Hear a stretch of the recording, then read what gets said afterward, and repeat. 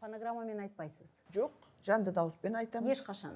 Ешқашан емес, айтатын кез болады. Бізде көбінесе телевидениеден келген кезде, теледидарға түскенде фонограммамен айтыңыздаршы. Үлкен шоу концерттердің бәрі фонограммамен айтылады. Жақында сондай дау болды, ондай кезде де айтуға болмайды. Фонограмманың бәрін құрту керек деген сөз болды, бірақ ол мүмкін емес. Мысалы, жаңа жылда біз 31 күні 12-ні тосып, 12-де тоңып тұрып, аязда өлең айтамыз.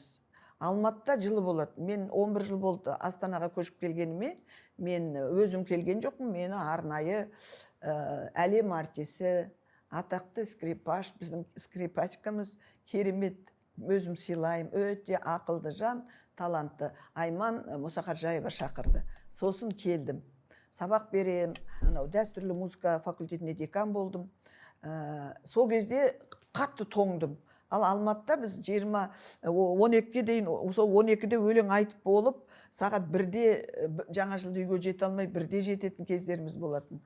Сол кезде қалай фонограммасыз айтуға болады? Далада аяз, аппаратуралардың бәрі қатып қалады далада тұрған. Кейде істемей қалады. Сол кезде біз айтатынбыз. Қазір де солай. Сосын енді тойларда әркім өзі біледі.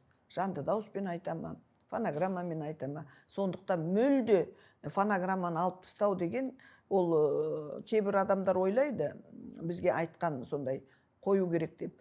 Онда сіз өлең айта алмайсыз ба дейді, жанды дауыспен. Осы Астана қаласында ең бірінші, биыл 3 жыл болып қалды, мәдениет министрлігінен арнайы бұйрықпен келіп бізге бұдан былай жанды дауыспен ғана айтасыздар, фонограммамен айт. Арнайы бұйрық келді.